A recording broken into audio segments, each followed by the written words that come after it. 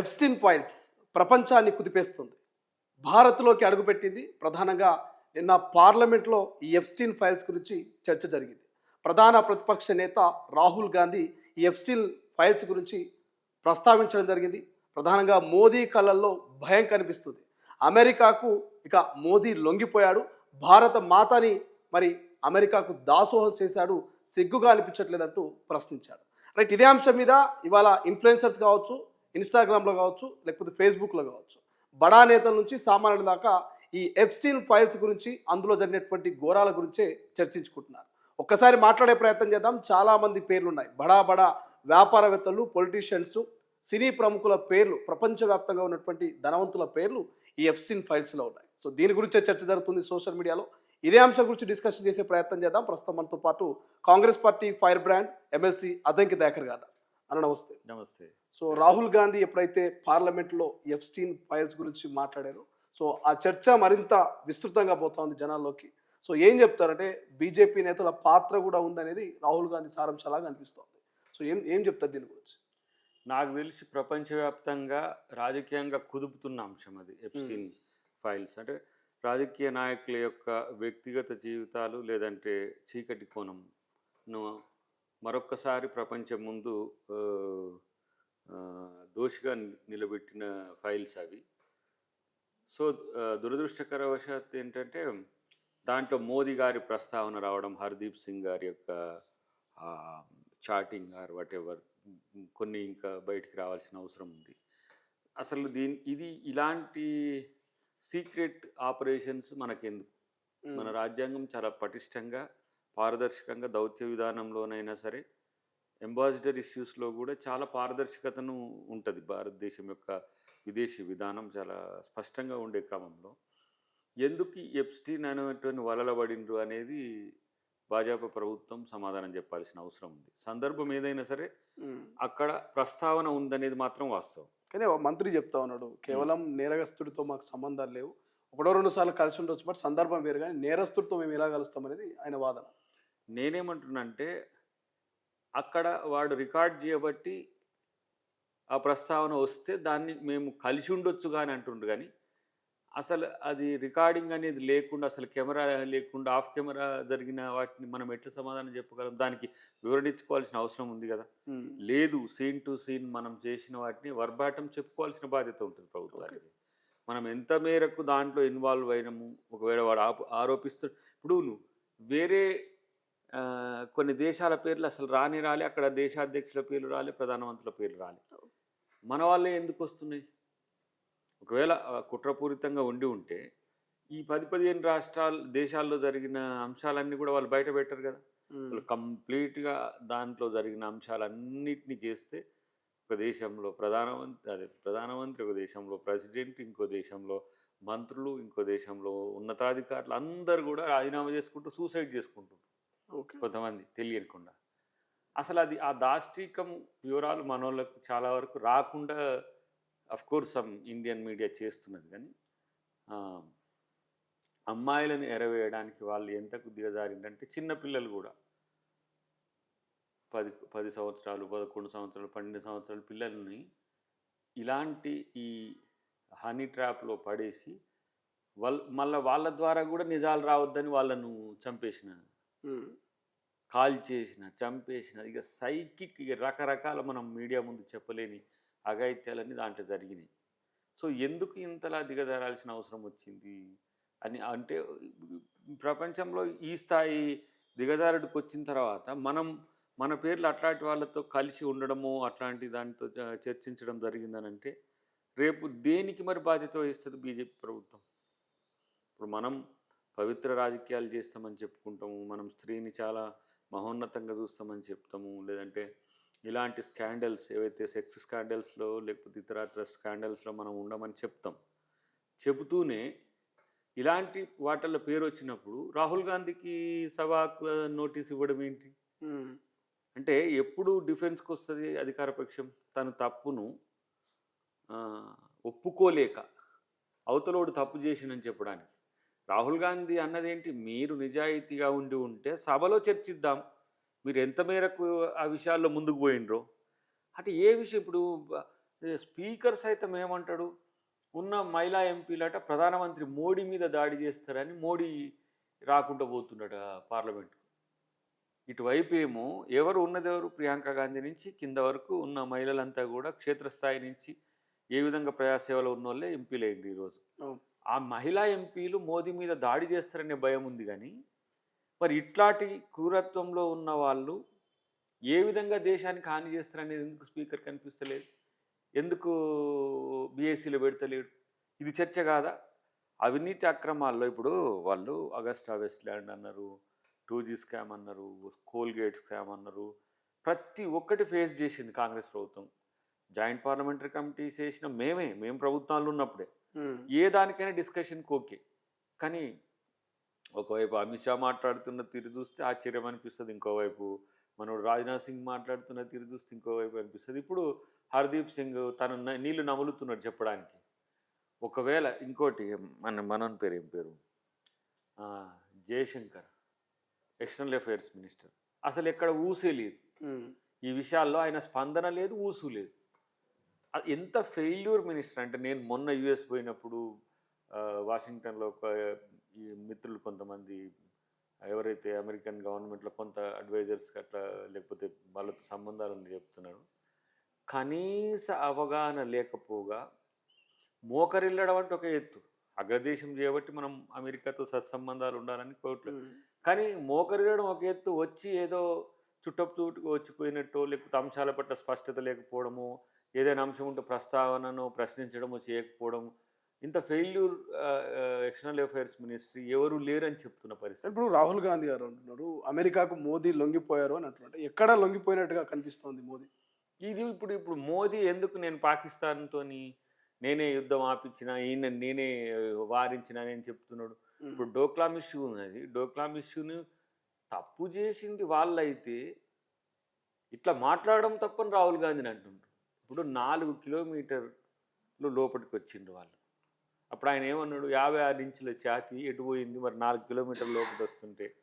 అంటే మన భూభాగంలోకి 4 కిలోమీటర్ల లోపలికి వచ్చిందంటే ఎన్ని వేల కిలోమీటర్లు వాళ్ళు లోపలికి వచ్చినట్టు బార్డర్లో? 4 కిలోమీటర్లు మనం చెప్పుకుంటున్నాం, లోపలికి వస్తున్నాం అంటే ఎంత స్ట్రెచ్. జమ్మూ కాశ్మీర్ ఇప్పుడు ఒకటేమో పాక్ ఆక్యుపైడ్ కాశ్మీర్ ఉంది, ఒకటేమో చైనా ఆక్యుపైడ్ కాశ్మీర్ ఉంది. చైనా ఆక్యుపైడ్ కాశ్మీర్ కూడా ఈ పాకిస్తానోడు ఆక్యుపై చేసి దాన్ని ప్రొటెక్ట్ చేయలేక చైనాకి ఇచ్చిండు. అంటే ఉంటుంది కదా సాయంబాలని నువ్వు చేయకపోతే కొట్టకపోతే అవతల ఏదో ఇచ్చినట్టు. అక్కడి నుంచే చైనా ఆక్యుపై చేసుకుంటూ వచ్చింది. మళ్ళీ ఆ పాక్ ఆక్యుపైడ్ కాశ్మీర్ కాకుండా ఇంకా లోపలికి వచ్చిన పరిస్థితి. కానీ మాట్లాడట్లేడు. ప్రతిపక్ష నాయకుడిగా రాహుల్ గాంధీ గారు మాట్లాడితే రాహుల్ గాంధీ సమాధానం చెప్పాలి. రాహుల్ గాంధీకి దేశం పట్ల ప్రేమ లేదు, దేశం యొక్క పరువు తీసేటట్టుగా మాట్లాడుతున్నారు. 4 కిలోమీటర్లు లోపలికి చొచ్చుకొచ్చినో అని విషయంలో మీకు లేదు కానీ స్పష్టత. ఇలా రాహుల్ గాంధీని అంటారు. ఇది ఇప్పుడు ఈ ఫైల్స్ ఇష్యూనే ఉంది. దీంట్లో ఎవరి ప్రమేయం లేదని అనుకుంటే క్లీన్ చిట్ సభలో చర్చిస్తే వాళ్ళకి డామినెన్స్ ఉన్నదిగా, ఏదైనా తిప్పి కొడుతున్నారు కదా, తన దగ్గర ఎవిడెన్స్లు ఉన్నాయి. ఇప్పుడు ఆయన కూడా నరవణ ఆయన ఏదో బుక్ రాసిన ఆయన డోక్లాం మీద ఆ రోజు ప్రభుత్వం ఎందుకో ఉదాసీనంగా ఉంది, నాకు సరైన ఆజ్ఞలు ఇవ్వలేదు అని చెప్తున్న పరిస్థితి.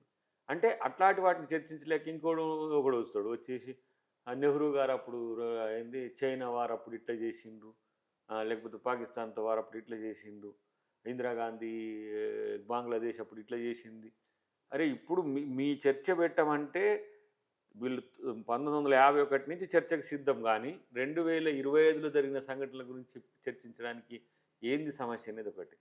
ప్రత్యేకించి ఇప్పుడు ఏదైతే మన దేశం మీద ఎవరో రుద్దాలనుకుంటున్న అంశము, లేకపోతే ప్రూవ్ కాని అంశాన్ని తెర మీదకి తెచ్చి భారతదేశం యొక్క అస్తిత్వాన్ని దెబ్బకొట్టడానికి చేస్తున్న అంశమో కావచ్చు. అలాంటప్పుడు ఇంకా మరింత పటిష్టంగా గట్టిగా ప్రపంచానికి చెప్పాల్సిన అవసరం ఉంది. నాకున్న అంచనా ఏంటంటే వాళ్ళు ట్రంప్ ఈ విధంగా బ్లాక్మెయిల్ చేస్తున్నాడు, ఈ విధంగా మనల్ని అనగదొక్కుతున్నాడు అని చేసిన యూరోపియన్ యూనియన్తో చేసుకున్న ఒప్పందం మంచిది ఒక రకంగా. ఓకే, అంటే ఆధిపత్యాన్ని పెంచుకుంటూ భారతదేశం యొక్క ఆర్థిక వ్యవస్థను తమ గుప్పిట పెట్టాలనుకుంటున్న ట్రంప్కు ఇది ఒక ఇబ్బందికరమైన పరిస్థితి ఈయూతో మనం యూరోపియన్ యూనియన్తో పోవడం. కానీ రేపు వాళ్ళు ఏ విషయంలో మీరు చెప్పినా కూడా చేయరనే గ్యారంటీ ఏంది? ప్రతి ఒక్క అంశంలో కామ్‌గా ఇప్పుడు ఏంది చైనాకు మనకు సరిహద్దుగా ఉన్న ఓడరేవును గూడా వాళ్ళ అధీనంలో తీసుకోమని చెప్పేసి ఒప్పేసుకున్నారు. రేపటి రోజున టారిఫ్ ఇష్యూస్‌లలో కూడా కిమ్ అనట్లేదు. అంటే మన దేశ ఉత్పత్తుల మీద వాళ్ళేసే టారిఫ్స్ పెద్ద ఎత్తున ఉన్నాయి. విచిత్రం ఏందంటే మనకు అమ్ముకోలేనియన్నీ కూడా విదేశాలకు ఎక్స్‌పోర్ట్స్ మీద పంపిస్తుంటే, మన వాళ్ళని బాగు చేసుకున్నా మనకు మంచే జరుగుతది. హ్మ్. అది కాదని మనకు విదేశీ మారక ద్రవ్య నిల్వలు కావాలని చెప్పేసి ఆరాటంతో ఇప్పుడు మన కాడ ఫర్ ఎగ్జాంపుల్ ఒక టమాటా ఆహ్, ఏంది ఒక రూ. 50 కేజీ ఉందనుకోండి. మనకు రూ. 10కే ఇవ్వాల్సొస్తుంది. ఎందుకు అమెరికాకి ఎక్స్‌పోర్ట్ చేస్తుంది ఇండియా అని చెప్పుకోవడానికి. మనకెందుకు ఎక్కడికో ఎక్స్‌పోర్ట్ చేయడానికి, లేకపోతే బ్రిటన్‌కి ఎక్స్‌పోర్ట్ చేయడానికో, లేకపోతే ఫ్రాన్స్‌కి ఎక్స్‌పోర్ట్ చేయడానికో. మన దేశంలో ఒక క్వాలిటేటివ్ లైఫ్‌ను లీడ్ చేయడానికి అవకాశం ఉన్నదాన్ని గూడా వాళ్ళకు దారదత్తం చేసినట్టుగా కనపడ్డది. నాకు చాలా అంతర్జాతీయ మార్కెట్ల గురించి కొంచెం తెలుసుకోవడానికి ఒక స్కోప్ ఉంది. ఇప్పుడు హ్మ్. మన దగ్గర చాలా ఏంటిది స్పైసెస్ చాలా వాల్యుబుల్ స్పైసెస్. వాటిని మనం గ్రేడింగ్ చేయించుకున్నా గూడా మనకు ఇప్పుడొచ్చేదానికంటే డబుల్ అక్కడొచ్చే అవకాశం ఉంది. పసుపు గానీ, లేకపోతే ఇతరత్ర ఉన్నాయి గదా! లవంగా గానీ, ఇట్లాంటివి కొన్ని ఆ స్పైసెస్ కొరకే ఇంగ్లాడోడు ఇక్కడికొచ్చి మనల్ని దోచుకొని పోయింది గానీ సగం. హ్మ్. ఇలాంటప్పుడు ఆ గ్రేడింగ్ మనం ఫ్రాన్స్ మీద ఆధారపడి చేయాల్సొస్తున్నది. ఓకే. మనం అమెరికాతో గూడా నేరుగా జేసుకోవచ్చు. కానీ మనకు బార్గెనింగ్ కెపాసిటీ లేదు అక్కడ. ఎవరు మనల్ని గౌరవించే స్థితిలో లేరు. ఏదో మోడీ నాకు మిత్రుడే, నాకు నాకు సోదరుడే అని చెప్పి ట్రంప్ చెప్తున్నప్పుడు గూడా విదేశాంగ విధానంలో బీజేపీ ప్రభుత్వం లేదంటే ఎన్డీఏ ప్రభుత్వం పూర్తిగా విఫలమైందని చెప్పడానికి ఈ ఇప్పుడొచ్చిన ఈ ఫైల్స్ గూడా ఫైల్స్ లాగా తయారైపోయిన పరిస్థితి. హ్మ్. డెఫినెట్‌గా దీన్ని సమాధానం చెప్పాల్సిన అవసరం ఉందని నాకు అనిపిస్తది. సో, ఎప్‌స్టీన్ ఫైల్స్‌కి సంబంధించి బీజేపీ ప్రభుత్వం సమాధానం చెప్పాలంటారు. సమాధానం చెప్పకపోతే హ్మ్. కేవలం బీజేపీ ప్రభుత్వానికి గాదు, భారతదేశానికి. Okay. They are the representative of the India. ఇప్పుడు, ఇప్పుడు మా రాహుల్ గాంధీ గారు ఒక మాట అన్నాడు. భారతదేశాన్ని లేకపోతే భారత మాతని ఇంకొకరికి మనం అమ్మేయడం. అప్పజెప్పాల్సిన అవసరం ఏంది? అమ్మాల్సిన అవసరం ఏంది? హ్మ్. ఏం తక్కువ భారతదేశానికి అనేది? ఎవరికన్నా గొప్ప ఉండొచ్చు గాక, ఎవరి దేశం వాళ్ళకి గొప్పే కాదనం మనం. కానీ మన దేశ సార్వభౌమత్వాన్నో, మన మన దేశం యొక్క బార్గెనింగ్ కెపాసిటీనో, మన దేశం యొక్క అస్తిత్వాన్నో ఒకరి ముందు మోకరిల్లేటట్టుగా చేయాల్సిన అవసరం లేదు. పనికిరాని పాకిస్తాన్ మీద ఉండే కోపం అమెరికానో, లేకపోతే ఇంగ్లాండో, లేకపోతే చైనానో చేస్తున్నప్పుడు ఎందుకు? ఇంకా కొంత సాఫెన్‌గా మళ్ళీ చైనాతో పోతున్నారు ఇప్పుడు. ఎందుకంటే అమెరికా ఏమైనా మమ్మల్ని అటు ఇటు చేస్తే చైనా ఉపయోగపడుతదని. చైనా ఎప్పటికి కూడా మనకు దాయాది రాష్ట్రమే. హ్మ్. పాకిస్తాన్ కంటే చాలా డేంజర్‌గా ఉన్నా సరే తప్పని పరిస్థితిలో పోతాం. హ్మ్. రష్యా దానంతట తానే డిక్లైన్ అయింది. ఇప్పుడు యూరోపియన్ యూనియన్ ఒక ఆశ ఉంది. దాన్ని మనం ఇప్పుడు బీజేపీ ప్రభుత్వం తీసుకున్న నిర్ణయాల్లో ఈ మధ్య కాలంలో నాకైతే అదొక కొంత వెసులుబాటు వాళ్ళకి కల్పించింది. హ్మ్. ఒక ఛాలెంజ్ గూడా వరల్డ్. కానీ మీరు ఈయూతో పోయినందుకే వాడు ఎప్‌స్టీన్ ఫైల్స్ బయటపెట్టిండని నాకనిపిస్తది. ఓకే. అంటే యూరోపియన్ యూనియన్‌తోని పోవడం వల్ల వాళ్ళు కొంత మరీ హ్మ్. అమెరికా లాగా ఆధిపత్య ధోరణి ఉండదు. వీళ్ళకేమైనా సహచర వ్యాపారం ఉండాలని కోరుకునే దేశాలు ఇవి. యూరోప్ దేశాలన్నీ గూడా మనతోని కొన్ని అయితే మనతో సంబంధాలున్న దేశాలే ఉన్నాయి గాబట్టి వాళ్ళదేమో బతికించు. వాళ్ళేమో వాళ్ళు బతుకుడే చూసుకుంటారు. మిగతాయి కాలే. అక్కడ హ్మ్. మోదీ కొంచెం ఆ దౌత్యంలో ఈ హౌడీ మోడీ, నమస్తే ట్రంప్ ఈ కార్యక్రమాల వల్ల వాళ్ళ ట్రాప్‌లో పడ్డాడేమో అని అనిపిస్తది. ఇప్పుడు ఆ వెనిజులా అధ్యక్షుడు అంత ఇష్టం వచ్చినట్టుగా హ్మ్. చేసిండు. అవును. ప్రజల్ని పట్టించుకోలేదు. నియంతృత్వాన్ని ఎన్నుకున్నాడు. ఇప్పుడు ఆయనను తీసుకుపోయి కిడ్నాప్ చేస్తే ప్రపంచంలో కొన్ని కమ్యూనిస్ట్ దేశాలు, కొంత డెమోక్రాట్స్ అంతా కూడా మాట్లాడుతుండ్రు. కానీ ఆయన అగత్యాలు అట్లా ఉన్నాయి చేయబట్టి అక్కడ ప్రజలు కూడా ఏమంటుండ్రు, ఇక్కడ ఉన్న మా సహజ వనరులను కూడా బయటికి తీసే సామర్థ్యం మా నాయకునికి, అధ్యక్షునికి లేదు. హ్మ్. అలాంటప్పుడు ఏం జరిగితేంది మాకు హ్మ్. ఆర్థిక వ్యవస్థ బాగుండాలంటే అమెరికాతో ఉండాలంటారు. మనకు ఆ స్థితి ఉందా? లేదు. మనం ఇవాళ బిగ్గెస్ట్ పాపులేటెడ్ డెమోగ్రఫీ ఏరియా ఇది. ఏంది ఇంత పెద్ద జనాభా ఉన్న దేశం ఎక్కడా లేదు. చైనాకు కూడా భూభాగం ఎక్కువ ఉంది. మన చిన్న దేశంలోనే ఇంత పెద్ద ఏమంటారు జనాభా ఉంది. ఈ జనాభా ఏంది వాళ్ళకు కన్జ్యూమర్సే. ఈ జనాభా వాళ్ళకు మనం వినియోగదారులమే. ఓకే. ప్రొడక్టివ్ స్టేట్ కావడానికి వాళ్ళు అవకాశం ఇస్తలేరు. మన ప్రొడక్ట్స్‌కు వాళ్ళు హై వాల్యూ పెట్టడానికి ఇష్టపడట్లేరు. ఇంకా వాళ్ళ శత్రు దేశాలైనా సరే వాళ్ళు లేపుకుంటున్నారు. కానీ ఇండియాని లేపితే ఏందంటే ఇది కన్జ్యూమింగ్ స్టేట్ నుంచి ప్రొడక్టివ్ స్టేట్‌కొస్తే మరి మనం చేసే ఉత్పత్తులు ఎవరు కొనాలి? హ్మ్. కాబట్టి ఇది ఆర్థిక ఆధిపత్యం. రెండవది ఎప్పుడైనా ఇప్పటివరకు రికార్డు స్థాయిలో ₹92 పర్ డాలర్. ఒక డాలర్‌కి ₹92 ఇప్పుడు మనం చూసినప్పుడు యూపీఏ ఉన్నప్పుడు 45, 50, 60 ఇట్లా వచ్చి తగ్గేది. సేమ్ డీజిల్, పెట్రోల్ ధరలు కూడా అంతే. అవును. 90, 100 ఇట్లా ఉంటున్నాయి. సో, క్రూడ్ మీద ఆధిపత్యం పెరిగింది వాళ్ళకు. రూపాయి మీద కూడా ఆధిపత్యం పెరిగింది. కాబట్టి ఇప్పుడు మోదీ గారు ఈ సందర్భంలో కీలకంగా వ్యవహరించకపోతే ఒకసారి వాళ్ళ కంట్రోల్‌కి వెళ్ళిపోయిన తర్వాత నువ్వెంత చెప్పినా కూడా మనం దాన్ని అధిగమించే స్థితి లేదు. ఇప్పుడొచ్చిన మీ మీదొచ్చిన అపవాదును తుడుచుకోవాల్సిన బాధ్యత వాళ్ళ మీదనే ఉందని నేను అంటున్నాను. రైట్. ఇక స్టేట్ పాలిటిక్స్ విషయానికొస్తే నిన్న మున్సిపల్ ఎన్నికల పోలింగ్ ముగిసింది. సో, పోలింగ్‌లో మెజారిటీ ఆఫ్ సర్వేలు కావచ్చు, ఇవన్నీ ఎగ్జిట్ పోల్స్ అన్నీ కూడా కాంగ్రెస్‌కే 70-80% సీట్లు వచ్చే అవకాశం ఉంది అనే ఒక చర్చ జరుగుతోంది. సో, ప్రధానంగా 5 మేయర్లు వచ్చినప్పటికీ ఒకటో, రెండో బీఆర్ఎస్‌కి వచ్చే ఛాన్స్ ఉందని అంటున్నారు. సో, మీరు సిరిసిల్లకేం పోయినట్టున్నారు. సో, ఆ సిరిసిల్ల పరిస్థితి ఏంది? అక్కడ సిరిసిల్ల బీఆర్ఎస్‌కి వచ్చే ఛాన్స్ ఉందని కొన్ని ఎగ్జిట్ పోల్స్ చెప్తున్నాయి. సో, దాని మీద మీ కామెంట్ ఏంటి? నాకు తెలిసి టగ్ ఆఫ్ వార్ ఉంది ఆడ. అసలే సీన్‌లో లేని స్థితి నుంచి ఒక 2, 3 సీట్లు ఏదో తప్పిదారి వచ్చే స్థితి నుంచి ఇప్పుడు నాకు తెలిసి అయితే అంతా మంచే జరిగితే కాంగ్రెస్ అది మున్సిపాలిటీ కైవసం చేసుకునే అవకాశం ఉంది. అది ఒక రకంగా నిశ్శబ్ద విప్లవమే వచ్చి ఇప్పుడు ఇప్పుడు చెప్పొచ్చు. ఎందుకంటే ఎలక్షన్ కూడా అయిపోయింది కాబట్టి. అవును. హ్మ్. వచ్చింది ఆల్మోస్ట్ ఆల్ అక్కడ ఆసాములు కానీ, లేదంటే మన నేతన్నలు కానీ, లేకపోతే ఎవరైతే పద్మశాలీలు గాని అంటే మీన్స్ అక్కడ ఉన్న నేతన్నలతో పాటు ప్రతి ఒక్కరిని నేను అబ్జర్వ్ చేసినా కదా! వాళ్ళకు కొంత మార్పు రావాలనే ఆలోచన ఉంది. ఎందుకంటే కేటీఆర్ ఇప్పుడే 3, 4 రోజులు ఆ ఊర్లో ఉన్నాడట. ఓకే. స్టేట్లు కూడా చాలామంది కొంతమంది ప్రత్యక్షంగా మాట్లాడిన, కొంతమంది పరోక్షంగా ఫోన్లలో మాట్లాడిండ్రు. ఎందుకంటే ఇటు కాంగ్రెస్ వైపు పోతే రేపు మళ్ళీ ఏమన్నా అంటారేమో అనే భయంతోని. కానీ అక్కడ ఇప్పుడు చూసిన నేను ఎందుకంటే ధన ప్రవాహం నువ్వు ఎంత పెంచిండ్రో అక్కడ నేను చూసిన. అధికారంలో మీరున్నారు కదా! అధికారంలో మేమున్నా కూడా వాళ్ళ ధన ప్రవాహం నేను చూసిన. ఎందుకంటే ఎలక్షన్ డే కూడా వాళ్ళు అదే పనిలో ఉన్నారు. సరే మనం అట్లా అంటే మీరు చేయలేదా సార్ అంటారు కానీ శ్రీశైలం గారు, హ్మ్. నేనైతే నాకు అనిపిస్తుంది ఒకంత డిఫెన్స్లో పడ్డాడు మనోడు. మరి ఎందుకో ఆ రోజు ముందు రోజు కూడా హ్మ్. పెద్ద బహిరంగ సభ అయింది. మేము ఊహించలే అంతమంది వస్తారని చెప్పి ఊహించలే. ఇప్పుడు అంబేద్కర్ సెంటర్లో మన సినార్ ఏదో ఉంటుంది గ్రంథాలయం ముందు ఎంత పెద్ద అంటే ఒక బహిరంగ సభ జరిగినట్టుగా జరిగింది ఆ ఒక్క సిరిసిల్ల టౌన్ది. సో నాకున్న అంచనా అయితే డెఫినెట్గా మేము అది కైవసం చేసుకునే అవకాశమే ఉంది. హ్మ్.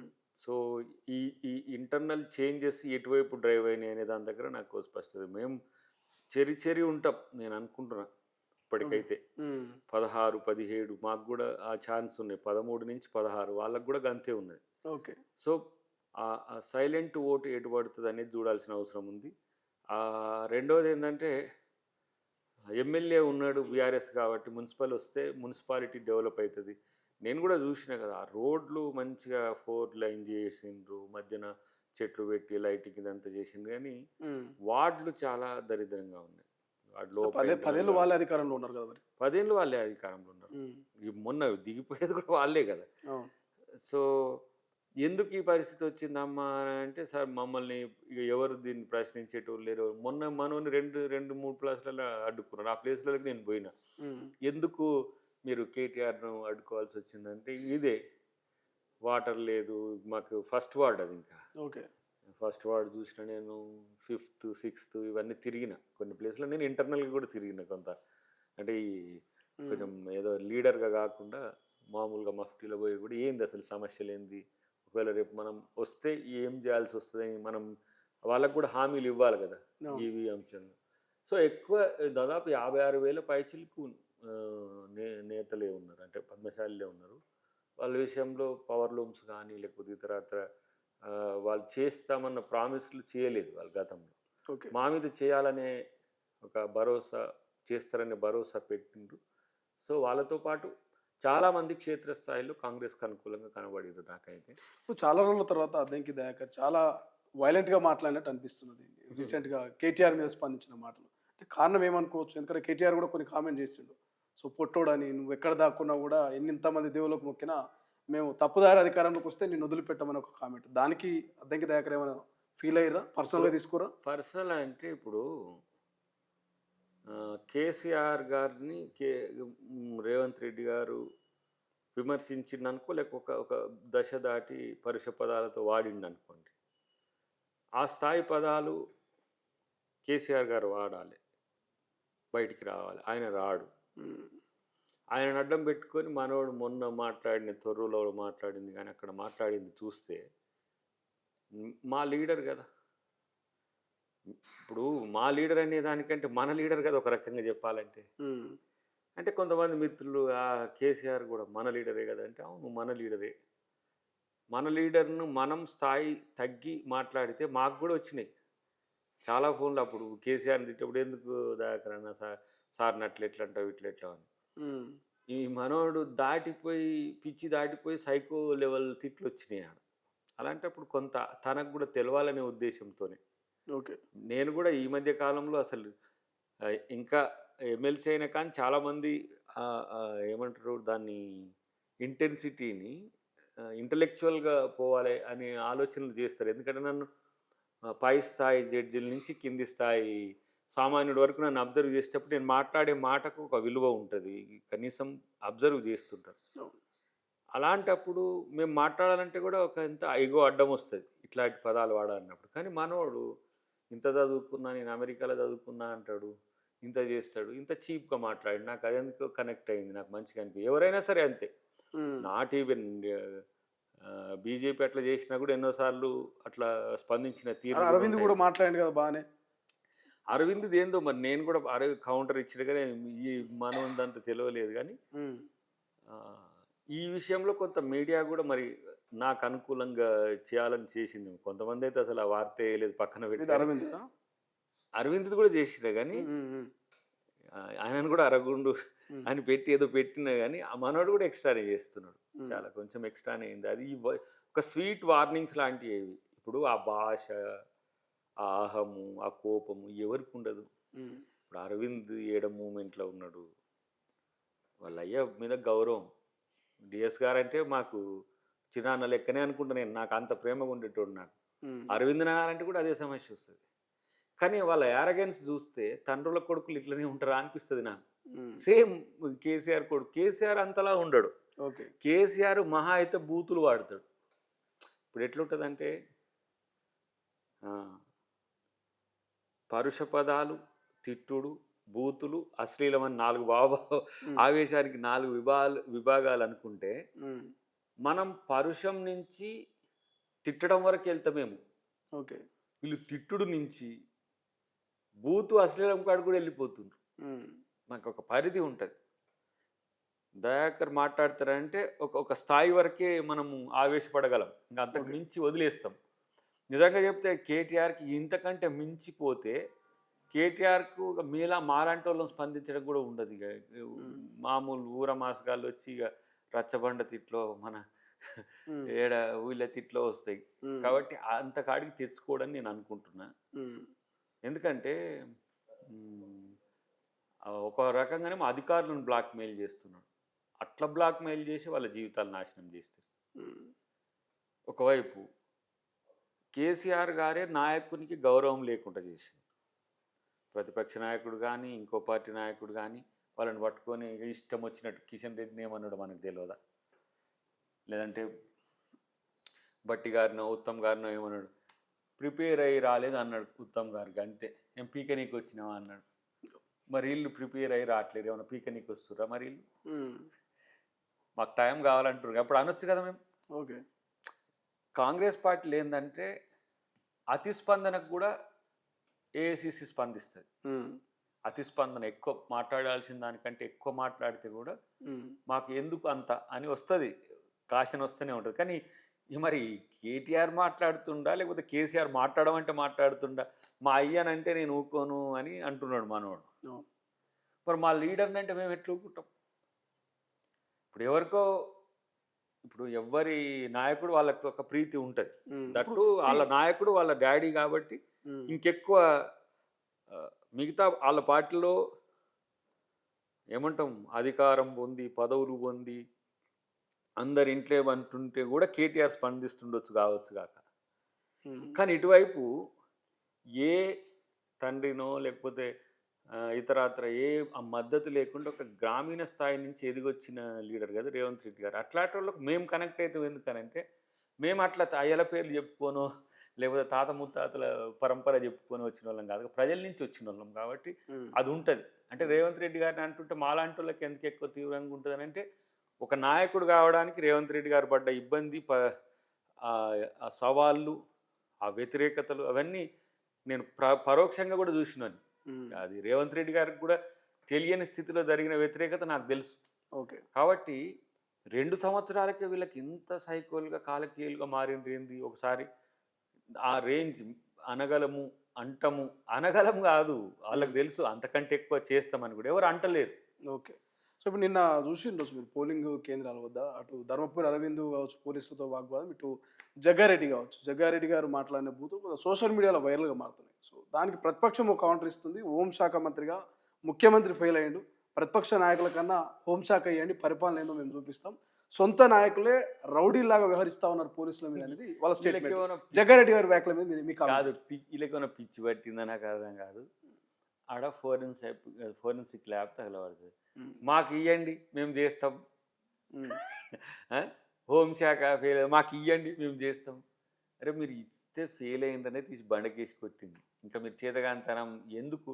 ఎవరు మనోడు పెద్దోడు మన మహమూద్ అలీ హోంశాఖ మంత్రి, ముందు నాయన నరసింహారెడ్డి గారు, వాళ్ళిద్దరు సౌమ్యులైన నిజాయితీగా ఉండేటోళ్ళు మనకు తెలుసు. ఎట్లా హోంశాఖ ఫెయిల్ అయింది?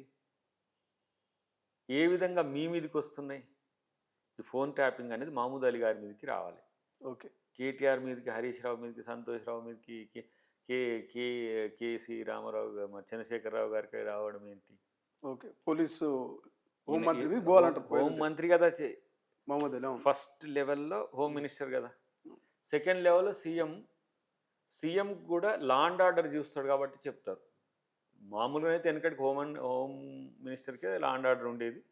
కాలక్రమేణా సీఎంకి ఇంపార్టెంట్ కాబట్టి ప్రతి సీఎం లా అండ్ ఆర్డర్ తన దగ్గర పెట్టుకోవడం అనేది ఒక ఆనవాయితీ.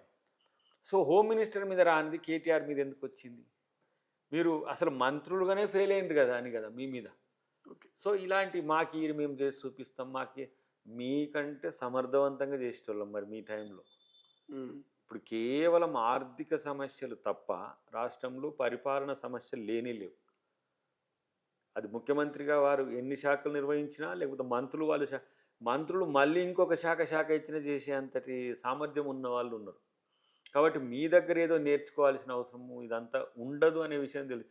ఇప్పటికి మా పొంగులేటి గారు ఒక స్టేట్మెంట్ ఇచ్చిండు. ఏమని? మీరు అధికారంలో ఉండి కూడా ప్రతిపక్షాలు ఫోన్ ట్యాపింగ్ చేస్తున్నట్టు దానికే చెప్తా. ఇప్పుడు మనము వెనకటికి నువ్వు కూడా ఊళ్ళో ఉన్నావు, నేను ఊరు కదా, కరెంట్ లైన్ వేసేది. ఈ పోల్ కాంచి ఆ పోల్ కాంచి వైర్ ఉంటే మనం కొక్కెం పెట్టేది ఒక దశ, గుర్తుందా? మా జనాలకి స్టూల్ పెట్టుకుని కొక్కెం తలిగించేది. ఆ కొక్కెం తలిగించుకుంటే అది విద్యుత్ చౌర్యం, దొంగ కరెంట్ అంటారు దాని ఊళ్ళో, కరెంట్ దొంగ అంటారు. ఇప్పుడు ఈ టెలిఫోన్ దొంగ ఎవరు? అది కేసీఆర్ అని ఆయన, మళ్ళీ కేసీఆర్ దగ్గరనే ఈ టూల్స్ ఉన్నాయి. మళ్ళా మనం లైన్ మెన్ వచ్చిపోయే ఇటు పోగానే వాళ్ళు రేపు వస్తుంది అనుకొని తీసుకొని ఎక్కి స్టూల్ వేస్తుండ్రు. ఇప్పుడు వాళ్ళు అదే ఇప్పుడు పొంగులేటి గారు అన్నది అది. ఇంకా కూడా వాళ్ళ దగ్గర ఆ ఇన్స్ట్రుమెంట్స్ ఉన్నాయి. సెక్రటరియట్లో కానీ లేకపోతే ఐజీ ఇంటెలిజెన్స్ దగ్గర పలగొట్టినాయి, వాళ్ళు వాడినాయి. మరి ఇట్లా ఎన్ని సెంటర్లలో వాడినరు? ఇప్పుడు అంటే ఒక ప్రశ్న వస్తుంది దయాకర్ గారు, మీరు ఏమని అనుకోండి అంటే గవర్నమెంట్ మీరున్నారు ఆల్రెడీ, వారు ప్రతిపక్షంలో ఉండి కూడా 2 ఏళ్ళు అవుతున్నది, ఇంకా కూడా మరి మీరు నిజంగా వాళ్ళు ఒకవేళ ట్యాపింగ్ కు పాల్పడితే మీరు ఇంత ఇంటెలిజెన్స్ ఉండి మీరు ఎందుకు వాళ్ళని పట్టుకోలేకపోతున్నారు? 2 సంవత్సరాల తర్వాత ఒక ఆలోచన మొన్న ఎన్నికల్లో ఉద్యోగ సంఘాల నాయకులతో మాట్లాడింది బయటకు వచ్చిందంటే, ఇప్పుడు మాకు తెలియకుండా జరుగుతుందనే అంశం మొన్న వారు అడ్రస్ చేసిండ్రు. ఓకే, కాబట్టి ఇప్పుడు మళ్ళీ ప్రికాషన్ మళ్ళీ దాస్తారు. మళ్ళీ సప్పున తీస్తారు, వైర్ తీసి దాంట్లో పెట్టేసి స్టూల్ లోపల పెట్టి ఉంటాడు. మళ్ళీ వాడు ఎప్పుడు వస్తాడో తెలియదు. ఈ దొంగతనం అంతా వీళ్ళ హయాంలో అయింది. కానీ జగ్గారెడ్డి గారికి సమాధానం చెప్పాల్సిన అవసరం ఉంది. ఎందుకంటే మీరు ఆ ప్రశ్న అడిగితే నేను ఇటు డైవర్ట్ అవ్వడం కాకుండా, జగ్గారెడ్డి గారి విషయంలో ఒక అన్రెస్ట్ జరిగింది. అక్కడ ఇంటర్నల్గా జరిగిన ఒక అంశం సిఐ మాట్లాడిన తీరు ఆయన ఆవేశానికి కారణం. సరే, అది మనం అడ్రస్ చేయడం మంచిది కాదు. కానీ ఏదేమైనా సరే మనం పోలీసులను లేకపోతే వ్యవస్థను మనం తక్కువ చూసినట్టుగా ఉండాల్సిన అవసరం ఉండదు. At the same time leader ఆవేశంకు మనం కారణమా లేదా అని ఆ పోలీస్ మిత్రులు కొంత ఆలోచిస్తే మంచిది. ఎందుకంటే జగన్ డిఫరెంట్. ఏదో ఇప్పుడు ఆయన దీంట్లో ఆవేశానికి వచ్చి రిగ్గింగ్ జరిగింది, సిఐ చూస్తూ వదిలేసినది జగ్గారెడ్డి గారు చెప్తా ఉన్నారు. ఏదో క్యాండిడేట్ ను నేను నా వ్యక్తిగతంగా జగ్గన్న అనేటోడు ఒకరి మీద అబద్ధం చెప్పాల్సిన అవసరం రాదు. నాకున్న పరిశీలన, నాకున్న సాన్నిధ్యంతో చెప్తున్నా. ఆయన కోపడ్డంటే దానికి ఒక అర్థం ఉన్నది. కానీ అది ఇంటర్నల్గా ఆయన ఉంచుకోడు. ఎప్పుడు ఏదున్నా పబ్లిక్లో పడేస్తాడు. అది ఆయనకున్న బలము, బలహీనత కూడా. సో దానివల్ల ఏదో వీళ్ళంతా చేసినప్పటికి కూడా ఆ జగ్గన్న క్రెడెన్షియల్స్ మీద సంగారెడ్డిలో ఉండే బీఆర్ఎస్ నాయకుడిని చెప్పమని, ఆయన ఏమన్నా ఇట్లాంటి ఏదో పోలీసుల మీద జులుం చూపించాలనో లేకపోతే ప్రజల మీద ఏదో తన యొక్క ఆధిపత్యాన్ని చూపించుకోవాలని ఉండదు. అది న్యాచురల్ ఫినామినల్లో జరిగిన దాన్ని కొంత ఆవేశం అడ్రస్ అయినప్పుడు మీడియా ఎట్లాగూ దాన్ని అటెన్షన్ అవుతుంది కాబట్టి ఆ చర్చ ఉంది. కానీ అంటే ప్రధానంగా సోషల్ మీడియాలో జరుగుతున్నటువంటి చర్చ ఏంటంటే పొలిటీషియన్స్ ఎందుకు పోలీసులకు రెస్పెక్ట్ ఇవ్వట్లేదు, ఎందుకు వాళ్ళ డ్యూటీని వాళ్ళు చేసుకోవట్లేదు. మొన్న ఏదైతే మాజీ ఎమ్మెల్యేటువంటి జీవన్ రెడ్డి కావచ్చు, లాగులో తొండలేడిస్తాం, నా బాస్ వెంట్రుకలు పీకలినటువంటి వ్యవహారశైలి కావచ్చు, జగ్గారెడ్డి వ్యాఖ్యలు, మన అరవింద్ కావచ్చు, ఎందుకు పోలీసుల పట్ల వ్యవహరిస్తారు పొలిటికల్? జీవన్ రెడ్డి అంటే బ్రహ్మానందం లేక చూసుకోవచ్చు జోక్. కానీ సిస్టంలో జరుగుతున్న వాటి పట్ల ఏంటంటే పోలీస్ ఆఫీసర్స్ చాలా సిన్సియర్గా ఐపీఎస్ నుంచి మొదలు పెడతారు, మీన్స్ డీజీపీ నుంచి మొదలు పెడితే కానిస్టేబుల్ వరకైనా వాళ్ళను మనం గౌరవించాల్సిన అవసరం ఉంది. అది అధికార పక్షమైన విపక్షమైన. మేము ఆవేశం పడ్డ రోజులు కూడా మాకు గుర్తొచ్చినాయి. మాకు కూడా పోలీస్ ఆఫీసర్లు ఫోన్ చేసి, సార్ మీరే ఇట్లా మాట్లాడితే ఎట్లా, ఏది ఉద్యమకాలంలో అది. ఇప్పుడు అంటే అధికార పక్షం వాళ్ళు బీఆర్ఎస్ ఉన్నప్పుడు మేమేమి పోలీసుల మీద దురుసుగా వివరించలేదు. మేమున్నప్పుడు కూడా పోలీసులకు, ఎందుకంటే they are the protectors of the society. So ఆ వ్యవస్థ ఆత్మస్థైర్యం దెబ్బతినేటట్టుగా వ్యవహరించకూడదనేది ఒకటి. ఎట్ ద సేమ్ టైం మీకు ఇచ్చిన అధికారము మోర్ దాన్ మీ, ఒక రాజకీయ నాయకుని కంటే ఎక్కువగా పోలీస్ అధికారులకు అధికారం ఉంటుంది. ఆ డిస్క్రిషనరీ పవర్ ఉంటుంది. ఆ కెపాసిటీని హోల్డ్ చేసుకోవాలి. అంటే ఆ కెపాసిటీని కాపాడుకోవాలి. ఎట్ ద సేమ్ టైం నాయకులకు ఇచ్చే గౌరవం నాయకులకు, ప్రజలకు ఇచ్చే గౌరవం ప్రజలకు ఇవ్వాలి. అప్పుడు మీ గౌరవం మరింత పెరుగుతుంది. రెండవది ఏంటంటే, నేను అంటున్నా విలువ ఉంది డిపార్ట్మెంట్కి. ఎట్ ద సేమ్ టైం మనం విలువను పెంచుకునే విషయంలో కాంగ్రెస్ ప్రభుత్వం, కాంగ్రెస్ పార్టీ మీకు ఆ గౌరవాన్ని పెంచుతుంది. గతంలో మాదిరిగా వాళ్ళు ఒప్పుకుంటేనే సిఐలు రావాలి, వాళ్ళు ఒప్పుకుంటేనే ఎస్ఐలు రావాలనే కల్చర్ కంటే కూడా ఎవరు సామర్థ్యాలు ఉంటారో వాళ్ళని వేసే ప్రయత్నం వారు ముఖ్యమంత్రి గారు చేస్తారు. ఎందుకంటే వారే హోంమంత్రిగా కూడా ఉన్నారు కాబట్టి. ఈ పరిస్థితుల్లో మీరు కూడా నాయకులకు, ఏ నాయకులకైనా, అధికారపక్షం విపక్ష నాయకులకైనా మీరేమి తల వంచి పనిచేయాల్సిన అవసరం లేదు. డ్యూటీ మీ అంతటా మీరు చేసుకోవాల్సిన అవసరం ఉంది. అప్పీజ్మెంట్ అవసరం లేదు. At the same time aggressive కూడా అక్కర్లేదు. మీది ఒక రెస్పాన్సిబిలిటీ జాబ్. ఎంత సెన్సిటివ్గా ఉంటుందో కూడా నేను అబ్జర్వ్ చేస్తాను అప్పుడప్పుడు. కొంతమంది నేను చూస్తుంటే కదా. సో నేనంటున్నది ఏంటంటే ప్రభుత్వంగా పోలీస్ వ్యవస్థకు ఆ గౌరవం ఇస్తుంది. ఎందుకంటే నేను చూస్తూ ఉంటాను కదా, సీఎం గారు హోమ్ డిపార్ట్మెంట్ ప్రోగ్రామ్స్ నుంచి వాళ్ళ ఆఫీసర్లలో ఇంట్లో ఫంక్షన్ వరకు అంత ప్రయారిటీ ఇస్తాడు. ఎందుకంటే పోలీసింగ్ని కొంత డిస్టర్బ్ చేసిండ్రు గతంలో. జేబులు, ఆ పోలీస్ స్టేషన్లు, వాటి రినోవేషన్కి పైసలు ఇచ్చి పోలీసులు అంటే మాకు ఏదో బానిసలు అన్నట్టుగా చేసిండ్రు. అట్లా కాకుండా కాంగ్రెస్ ప్రభుత్వం ఆ ఎంటిటీ అనేది రెండు వ్యవస్థలకు కూడా, అటు జ్యుడిషియరీకి కానీ ఇటు గవర్నమెంట్కి కానీ చాలా కీలకం. కాబట్టి మేము ఆ విషయంలో చాలా జాగ్రత్తగానే ఉంటాం. అట్లనే అక్కడిక్కడ ఏమైనా తాత్కాలికమైన దొర్లియా వాటిని మనం ఇమీడియట్గా సరిదిద్దుకునే ప్రయత్నం చేస్తాం. సో ఏదైతే ఉద్యమకారుల ఆత్మగౌరవ సభ అంటూ ఇవాళ కల్వకుంట్ల కవిత ఉద్యమకారులతో మాట్లాడుతున్నారు. సో ఏం చెప్తారు ఈ ఉద్యమకారుల్ని ఓదార్చడం, ఉద్యమకారులకు మద్దతుగా ఉంటా అంటూ కవిత ఏర్పాటు చేసిన ఈ సభ మీద ఒక ఉద్యమకారుడిగా అద్దంకి దయాకర్ కామెంట్ ఏంటి? మోస్ట్ ప్రాబబ్లీ ఇప్పుడు పరిష్కారం దిశగా వస్తుంది కాబట్టి మేము చేసినందుకే వచ్చిందని చెప్పుకోవడానికి అది జరుగుతున్నట్టుంది. ఉమ్, ఇంటర్నల్గా నాకున్న సమాచారం నేను కానీ కోదండరామ్ గారు కానీ మిగతా మిత్రులందరం కూడా ఈ ముఖ్యమంత్రి గారికి ఆ విషయాలు తెచ్చినాం. తర్వాత కొత్త ఎట్లా మనం ముందుకు పోవాలనే విషయం కూడా కార్యాచరణ మొదలైంది. ఈ ఎలక్షన్స్ తర్వాత మనం చేస్తామనేది ఒక అంచనా కూడా ఉండి ఉంటుంది వాళ్ళకు. ఓకే. సో అది చెప్పి చేయడం కంటే కూడా ముఖ్యమంత్రి గారి ఉద్దేశం ఏంటంటే ఆర్థిక అంశాలు ఉన్నాయి ఒక దశ, గౌరవానికి సంబంధించి ఇంకో దశ, అట్లా ఒక్కొక్కటి చేసుకుంటూ వస్తున్నాం. ప్రతిదీ వెంటనే చేస్తే కూడా ఏంటి, ఇప్పుడు ఫర్ ఎగ్జాంపుల్ మీరు చూడండి, ఆ 9 మంది సాహిత్య కళాకారులు కానీ వాళ్ళు చేసిన ఉద్యమానికి వాళ్ళకు ఒకటి చేసినాం. ఇటు అందశ్రీ గారి పాట దానికి సంబంధించి ఈ మధ్యనే గద్దర్ గారు పరమదించడం వల్ల వారి అవార్డులు. వారి పేరు మీద అవార్డులు ఇవ్వడం, ఈ ఐడెంటిఫికేషన్ ఆఫ్ లీడర్స్ ఏదైతే మూమెంట్లో ఉన్న వాళ్ళను ఎట్లా చేస్తే బాగుంటుంది, జిల్లా స్థాయి ఉద్యమకారులను, క్షేత్రస్థాయిలో మండల లెవెల్లో కూడా ఉంటుంది. సరే మనం వెనకటికి 250 గజాలు అట్లా ఇవ్వాలని ఒక ఆలోచన చేసినాం. గౌరవం కొరకు అదేమంటారు, ఒక గుర్తింపు కార్డునిచ్చి మనం అప్పుడు తెలంగాణ సాయుధ పోరాటంలో ఉన్న కూడా ఒక ఐడెంటిటీ. నీకు తెలంగాణ స్వాతంత్రోద్యమం వేరు, తెలంగాణ సాయుధ పోరాటం వేరు. చాలామంది ఈ చిన్న గీత ఉంటుంది అనమాట. అట్లనే తెలంగాణ ఉద్యమంలో ఉన్న వాళ్ళను ఒక 2-3 భాగాలుగా, జైలు అని కొంతమంది, అరెస్ట్లు అని కొంతమంది, కేసులు అని ఇట్లా కొంతమంది కొన్ని సూచనలు చేసిండ్రు. వాటికి సంబంధించిన అంశంలో తుది రూపం రావడానికి ఒక సమయం పడుతుంది. అది వాళ్ళు ఉద్యమకారుల ఆత్మగౌరవం పేరు మీద చేసేదానికి నేను కూడా 2-3 మీటింగ్లకు పోయినా కూడా. సో నేను అది కొన్ని అంశాలు ముఖ్యమంత్రి గారికి కూడా చేరవేసే ప్రయత్నం చేస్తున్నా. త్వరలోనే వాటికి సంబంధించిన అంశాల్లో కూడా ఒక స్పష్టత, ప్రకటన కూడా వచ్చే అవకాశం. ఇప్పుడు కవిత చేస్తున్న ఈ ఉద్యమకారుల ఆత్మగౌరవ సభతోటే కాంగ్రెస్ అడుగు ముందుకేస్తుంది అనుకోవాలా, లేకపోతే మీరు ఎప్పుడు చేసుకుంటూ వెళ్ళిపోతారు అనుకోవాలి? మేము ఆ జాబ్లో ఉన్నాం, అదే కాదు ప్రాసెస్లో మళ్ళీ ఇప్పుడు అదే కాదు, ఇప్పుడు మళ్ళీ జాబ్ల విషయం చెప్తే మనకి ఇక ఫోన్లు పెరుగుతాయి కాబట్టి వాటి విషయంలో కూడా వాళ్ళు కూడా ధర్నాలు చేస్తారు కదా, మొన్న కవత్ ర్యాలీ తీసిరు వాళ్ళు. అంటే ఇప్పుడు ఎట్లా ఉందంటే ఫినాన్షియల్ సపోర్ట్ కూడా మోర్ ఇంపార్టెంట్. అది ఈ బడ్జెట్లో కూడా పెట్టే అవకాశం ఉంది ఇప్పుడు మనకు రాబోయే బడ్జెట్లో. ఇప్పుడు ఇది కూడా ఉద్యమకారులకు సంబంధించి బడ్జెటరీ ఇష్యూస్ అని ఇప్పుడు పెడతారా లేదో అది నేను క్యాబినెట్లో లేను కాబట్టి అది నాకు తెలియదు. కానీ అది పెట్టాలనేది కోదండరామ్ గారు మొదటి నుంచి అంటున్నాడు. మేము కాంగ్రెస్ పార్టీగా కాబట్టి మేము ఆ ప్రస్తావన తెస్తాం. ఓకే. కోదండరామ్ గారు ప్రతి సందర్భంలోనూ ఉన్న దగ్గర అంతా కూడా ఇప్పుడు ఏంటంటే మేము కాంగ్రెస్ పార్టీ నాయకులపైన కూడా ఎవరు ఏ నేపథ్యంతో ఉద్యమాలు చేసినా మమ్మల్ని ఆహ్వానిస్తారు. ఫర్ ఎగ్జాంపుల్ కమ్యూనిస్ట్ భావజాలం ఉన్న వాళ్ళు ఉద్యమకారులు చేసిండు అనుకోండి, దానికి మమ్మల్ని ఆహ్వానిస్తారు.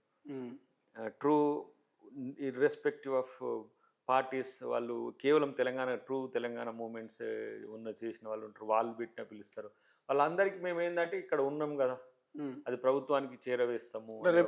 రేపు కవిత కూడా ఉద్యమకారులకు న్యాయం జరగాలి అని అద్దంకి దయాకర్ ఉద్యమకారులను పిలిస్తే వెళ్తారా సభకి? అది ఆలోచించాలి. ఎందుకంటే ఇప్పుడు మా పార్టీ చెయ్యకపోతే అప్పుడు ఆలోచిస్తా, నేనే ఉండి దగ్గరుండి చేయించాలి కదా.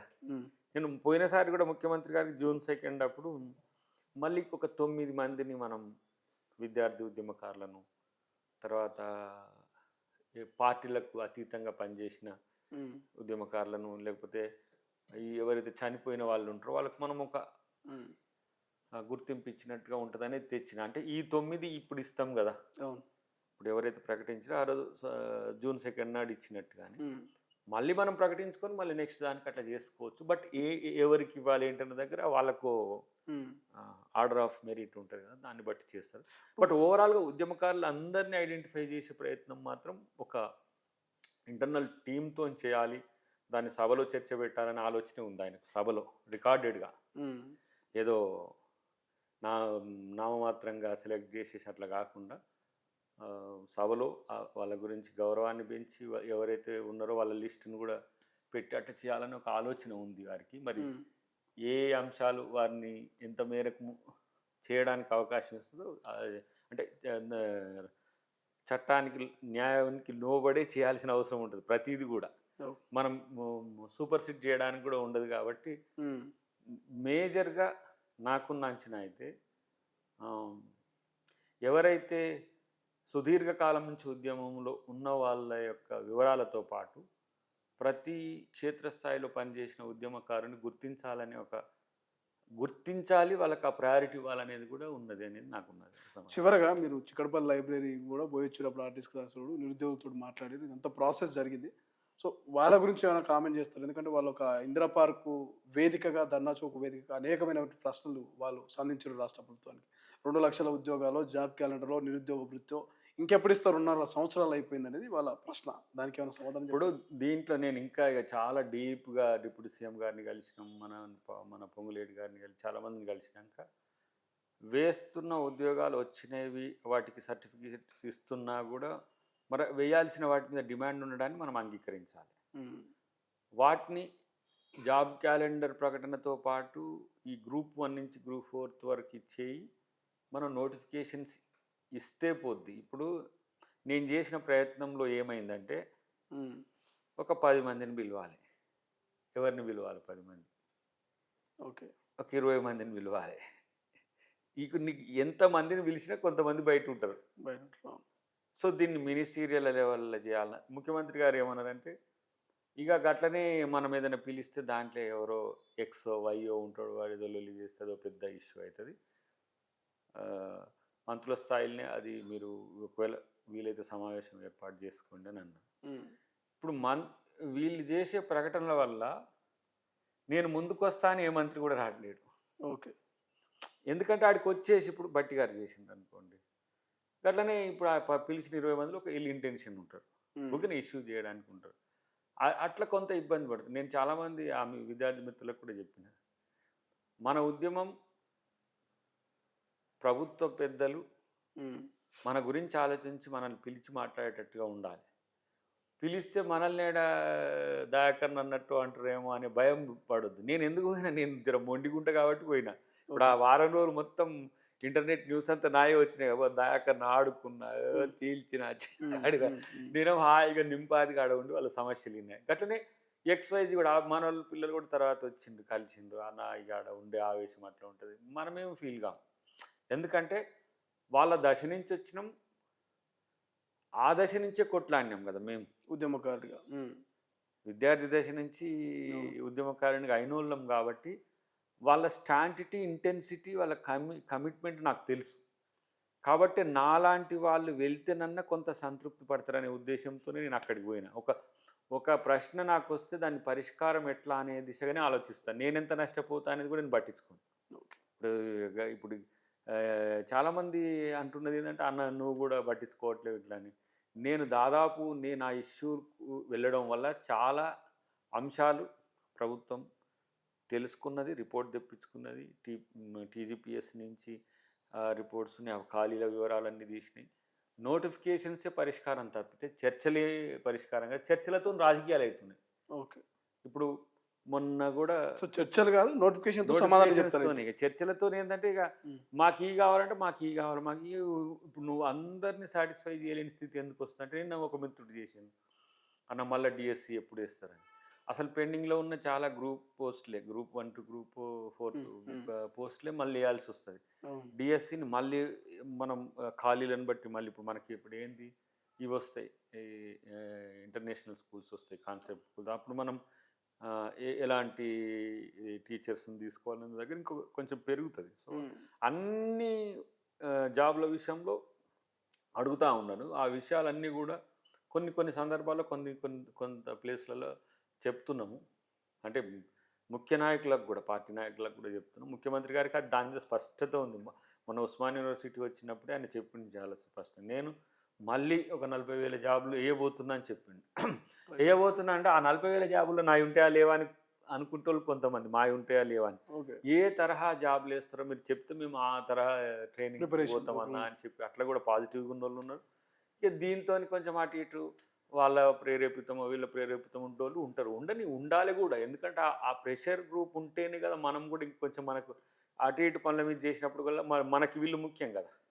విద్యార్థులు, యువత ఎప్పుడు ముఖ్యం. వాళ్ళ అస్తిత్వాన్ని మనం ఎప్పుడు కూడా ఫిజిల్ అవుట్ చేసేటట్టుగా ఉండాల్సిన అవసరం ఉంటుంది. ముఖ్యమంత్రి గారు చాలా స్పష్టంగా తెలుసు. కాకపోతే ఏంటంటే కొంతమంది ఈ ఆకతాయి పనిలో లేకపోతే గుడ్డి విమర్శలో ఇట్లా చేయడం వల్ల ఏంటంటే విద్యార్థి కంటే అమ్మో వాళ్ళ దగ్గరికి పోవాలంటే భయం అవుతుంది అంటారు కొంతమంది. ఆ భయం ఉండకుండా వాళ్ళు వ్యవహరించాలి. వాళ్ళేదో అంటారని చెప్పి మనం కూడా వెనకకు పోద్దు. ఎందుకంటే వాళ్ళు మన భవిష్యత్తు. వాళ్ళకి చేయకుండా ఇప్పుడు రేపు ఉద్యోగాలు ప్రభుత్వ ఉద్యోగాలు తగ్గుతున్నాయని ప్రచారం చేస్తుంది కానీ పరిపాలనా సౌలభ్యం కొరకు మనము పెంచుతున్నాం. అవును. 33 జిల్లాలు అయినాయి. ఇప్పుడు 3 డివిజన్లు అయినాయి హైదరాబాద్. దీనికి స్టాఫ్ కావాల్సిందే కదా. దీన్ని మనం హెయిర్ చేసో లేకపోతే కాంట్రాక్ట్ అవుట్సోర్సింగ్ తెచ్చుకోవడానికి తక్కువ స్కోప్ ఉంటాయి కొన్నిటికి. సో అలాంటప్పుడు మనం పరిధి 4,50,000 ఉద్యోగాలు ఫిక్స్డే ఉండవు, పెరుగుతాయి. 5 లక్షలు అవుతాయి. బడ్జెటరీ పోస్టులు పెరుగుతాయి. రిటైర్మెంట్లకు ఫుల్ఫిల్ చేయడమే జాబ్ ఆపర్చునిటీస్ కల్పించడం కాదు, న్యూ జాబ్ క్రియేషన్ కూడా దీంట్లో ఉంటుంది. కాబట్టి అవన్నీ చాలా సెన్సిటివ్ అంశాలు. విద్యాశాఖ మంత్రి గారు కూడా మేబీ ముఖ్యమంత్రి గారు ఇప్పటి వరకు మరి ఎక్స్పాన్షన్ ఉంటుందో కానీ అప్పటి వరకు వస్తుంది. అప్పుడు ఏమవుతుందంటే మనకు స్పెసిఫై చేసుకోగలుగుతారు ఏ డిపార్ట్మెంట్ వాళ్ళు కూడా. ఎక్కువ నాకున్న అంచనా ఏంటంటే గ్రూప్స్ బాగా కావాలనే డిమాండ్ అయితే అందరి నుంచి వస్తుంది విద్యార్థుల మీద. సో ఎప్పుడు ఎన్ని ఖాళీలు ఉన్నాయో మళ్ళీ వాటిని కూడా నోటిఫికేషన్ చేయించే బాధ్యత చేస్తే ఇక ఈ చర్చలతోనేమో రాద్ధాంతాలు ఎక్కువ జరుగుతున్నాయి. కాబట్టి ఇప్పుడు దీని మీద కూడా మన 3 డివిజన్లు అయిన దాని మీద కూడా చాలా వరకు చర్చలు జరుగుతున్నాయి. ఎంప్లాయ్మెంట్ కూడా పెరుగుతుంది. కార్పొరేటర్లు పెరగడమే కాదు, 150 నుంచి 300 పెరగడమే కాదు, ఎంప్లాయ్మెంట్ కూడా పెరుగుతుంది. హైదరాబాద్ పెరగడం వల్ల ప్రైవేట్ జాబుల విషయం మేము చెప్పాము ఎన్ని వస్తాయి అనేది. వాళ్ళు ప్రైవేట్ జాబులు ఇచ్చేసి అవి కూడా జాబులే అని చెప్పి మనోడు కేటీఆర్ చెప్పినట్టు చెప్పాము. డెఫినెట్గా ఆ జాబ్స్ గతం కంటే ఎక్కువ పెరుగుతుంది. ఎందుకంటే భారత్ ఫ్యూచర్ సిటీలో ఆయన అనుకుంటున్నది ఏంటంటే మా ముఖ్యమంత్రి గారు ఒక ఫార్చ్యూన్ 500 కంపెనీస్ ఇప్పుడు ఉన్నాయి కదా వరల్డ్లో, ఒక 100 బోర్డులు అక్కడ చూడాలని ఉన్నది ఆయనకు ఫస్ట్. ఓకే. ఇంకా అప్పుడు నీకు ఎంత ఎంప్లాయ్మెంట్ వస్తుందో ఊహించండి. ఇక ఐటీఆర్ ఇవన్నీ పక్కన అక్కడ అమెరికన్ కంపెనీస్ ఎన్ని రావడానికి సిద్ధంగా ఉన్నాయి. విదేశాలలో స్టాండర్డ్ ఆర్గనైజేషన్స్ అన్నీ కూడా ఇక్కడ పెట్టుకోవడానికి ఆసక్తి చూపుతున్నాయి. సో అలాంటప్పుడు ఆ జాబ్ ఆపర్చునిటీస్ ఏమో మిక్స్డ్గా ఉంటాయి. ఓన్లీ తెలంగాణలోకి మాత్రమే పరిమితమైనవి కావాలి. ప్రపంచవ్యాప్తంగా ఏఐకి సంబంధించి కానీ ఫార్మాకి సంబంధించి అది ఉంటుంది. కానీ మన వాళ్ళకు మనం జాబ్స్ పెంచుకోవడంతో పాటు ఈ రేర్లో మనం ఎక్కువ ఆపర్చునిటీస్ పెంచాలి. అంటే రూరల్ అగ్రేరియన్ ఎకనామిక్ రీజియన్లో రూరల్ స్టూడెంట్స్కు రూరల్ ఎంప్లాయ్మెంట్, రూరల్ ఎంటర్ప్రీనర్షిప్ను మనం డెవలప్ చేయాల్సినది ఉంది. అది మోస్ట్ ప్రాబబ్లీ వచ్చే దాంట్లో మనం ఎక్కువ దానికి అలొకేషన్స్ చేసే అవకాశం కూడా ఉంటుంది. Right, thank you so much. ఇది మొత్తం మీద ఎఫ్స్టీన్ ఫైల్ నుంచి మొదలైంది. రాష్ట్ర సమస్యల గురించి, విద్యార్థుల గురించి, నిరుద్యోగుల గురించి, ఉద్యమకారుల గురించి కూడా మనం ప్రస్తావించడం జరిగింది. దానికి సంబంధించిన సమాధానాలు కూడా అద్దంకి దాకా చెప్తున్నటువంటి పరిస్థితి. సో ఆర్థికంగా ఇబ్బందులు ఉన్నప్పటికీ పరిపాలన సౌలభ్యం పెరుగుతూ ఉంది. ప్రజల్లో కొంత ఖచ్చితంగా ఆర్థికంగా వాళ్ళు ఎదిగే విధంగా, ఉద్యోగాలు సంపాదించుకునే విధంగానే రాష్ట్ర ప్రభుత్వం ఇక్కడ ఇన్వెస్ట్మెంట్లు కావచ్చు, కంపెనీలు తీసుకురావడం కావచ్చు, పెట్టుబడులు పెట్టించే ప్రయత్నం చేస్తుంది. బట్ భవిష్యత్ అంతా బాగుంటుంది. ప్రతిపక్షాలు ఎన్ని విమర్శలు చేసినా ఖచ్చితంగా తిప్పి కొడతాం, ప్రజలు మా వైపు ఉన్నారనేటువంటి రీతిలోనే అద్దంకి దయాకర్ గారు సమాధానం చెప్తున్నారు. మరోవైపు పార్లమెంట్లో జరిగిన ఈ ఎఫ్స్టీన్ ఫైల్కి సంబంధించి కూడా మోదీ ప్రభుత్వం సమాధానం చెప్పాల్సిన అవసరం ఉందంటూ వాళ్ళు ప్రశ్నిస్తున్నారు. చూద్దాం, మోదీ నుంచి, బీజేపీ నుంచి ఎఫ్స్టీన్ ఫైల్స్ మీద జరుగుతున్న చర్చకు సమాధానం వస్తుందా? రాహుల్ గాంధీ అడిగినటువంటి ప్రశ్నలకు నిజంగానే పార్లమెంట్లో చర్చ జరుగుతుందా? ఏం జరగబోతున్నది? కెమెరా పర్సన్ అజయ్తో శ్రీశైలం, తొలి వెలుగు, హైదరాబాద్. అసలైన తొలి వెలుగు. ఫాలో వాట్సాప్ @తొలి వెలుగు official.